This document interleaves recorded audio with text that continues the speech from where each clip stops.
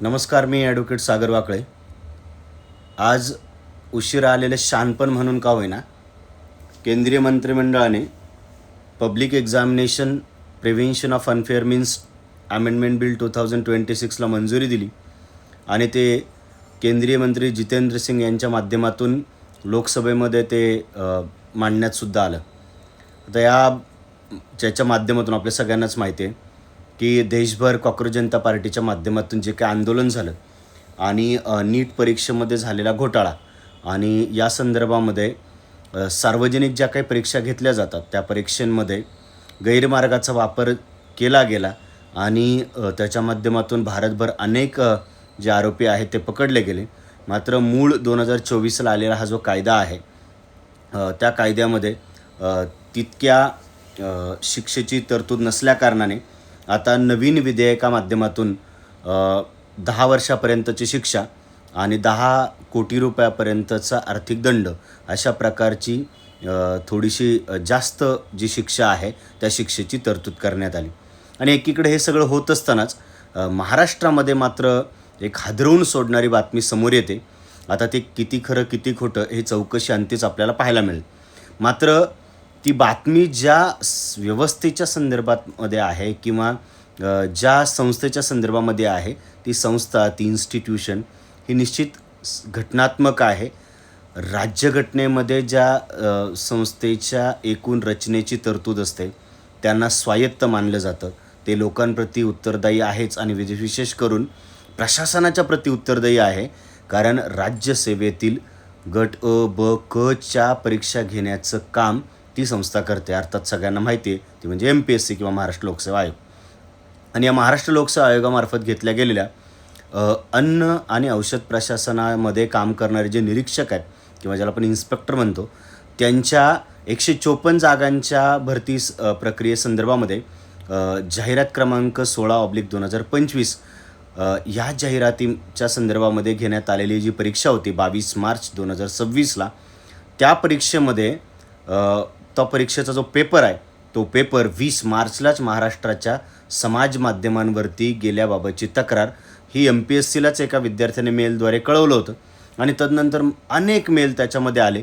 नंदुरबारच्या एका क्लासचं सुद्धा नाव समोर आलं. त्याचा थेट संबंध बार्शीमधील एका व्यक्तीशी जोडण्यासुद्धा आलेला आहे. आता हे सगळं होत असताना MPSCचे जे सचिव आहेत त्यांनी पुढे येऊन सांगितलं की यामध्ये एक विशेष काही तथ्य नाही, कारण ज्यानं तक्रार केली होती त्यानंच तक्रार मागे घेतली. मात्र हे फार घाईने सांगणं होईल किंवा हे घाईने स्पष्टीकरण गेल्यासारखं होईल. याचं कारण आहे यामध्ये किती खरं किती खोटं आणि तथ्याच्या मुळापर्यंत पोचण्याची नितांत गरज. कारण महाराष्ट्राच्या कानाकोपऱ्यातील शेतकरी असतील किंवा मजूर असतील यांची मुलं तिकडे आपले आईवडील काबाड कष्ट करतात, मात्र आपला पोरगा उद्या अधिकारी होऊन घरी येईल अशा अपेक्षेने त्यांच्या मागे उभे राहतात. त्यामुळे आजपर्यंत अनेक गोष्टी झाल्या असतील माहीत नाही, मात्र त्या कुठेतरी थांबल्या पाहिजे. म्हणून याच्या तळागाळापर्यंत पोचण्याची गरज. आणि होतंसुद्धा कोणत्या खात्याच्या संदर्भामध्ये किंवा हे घडूनसुद्धा कोणत्या खात्याच्या संदर्भात आले. 20 मे 2026ला तुकाराम मुंढे साहेबांसारखा माणूस महाराष्ट्राच्या अन्न आणि औषध प्रशासनाचे आयुक्त म्हणून कारभार हातात घेतो आणि केवळ 2 महिन्यामध्ये 400पेक्षा जास्त आरोपींना जेलमध्ये पाठवले आणि जवळजवळ 274 धाडी तिथे टाकल्या गेल्या. प्रश्न असा पडतो की मग ते आयुक्त म्हणून किंवा अन्न आणि औषध प्रशासनाचे आयुक्त म्हणून याच्या अगोदर भेसळ होत नव्हती का? 2006चा तो कायदा आहे, food safety and standard act नावाचा, ज्या कायद्यामध्ये तरतूद आहे. मग धाडी आज 2 महिन्यामध्ये जर 400 आरोपींना जेलमध्ये टाकलं जाऊ शकतं, 274 धाडी टाकल्या जाऊ शकतात, मग या अगोदरचे प्रशासक करत काय होते? हा सुद्धा प्रश्न आहे. याचा अर्थ प्रशासकसुद्धा किती प्रामाणिकपणे काम करतात आणि एखादा माणूस जो प्रामाणिक त्या पदावर बसल्यानंतर काय करू शकतो किंवा किती डायनॅमिकली ते काम करू शकतो हे आपल्याला पाहायला मिळते.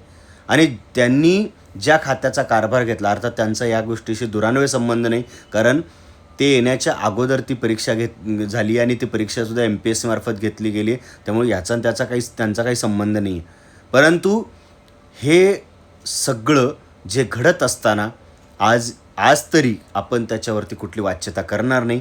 ते खरंच आहे किंवा ते खोटंच आहे असं नाही, परंतु याच्या मुळापर्यंत पोचलं पाहिजे आणि त्यातून जर काही तथ्य बाहेर आलं तर मग मात्र आजपर्यंतचा MPSCच्या विद्यार्थ्यांचा जे अक्षरशः आपले म्हणजे अक्षरशः आपले रात्रंदिवस एक करत असतात, काबड कष्ट करत असतात, त्यांच्या मात्र रोषाला सामोरं जावं लागेल. आणि म्हणून त्यांचा रोष यायचा नसेल तर लवकरात लवकर याच्या अगदी तथ्यापर्यंत, मुळापर्यंत पोचलं पाहिजे. जर कुणी त्याच्यामध्ये दोषी असेल तर जसं सचिव साहेबांनी सांगितलं की आम्ही पोलिसांमध्ये त्याच्याबद्दलची तक्रार करू. आणि मग कुणी असेल, मग ती खोटी असेल तक्रार तरी, आणि जर त्यात काही तथ्य असेल तरी, कारण जर खोटं असेल तर स्वायत्त आणि संविधानिक संस्थेला बदनाम करण्याचा अधिकार नाही. आणि जर खरं असेल तर मग मात्र जे कुणी याच्या मागे असतील तर त्यांना आता जे काही नव्याने होऊ घातलेले विधेयक आहे त्यांच्यामार्फतचे ते त्यांचं पहिलं बक्षीस मात्र त्यांना मिळालं पाहिजे. तुर्तास तरी आपण वाट बघूया की कशा प्रकारची पावले या संदर्भामध्ये उचलली जातात.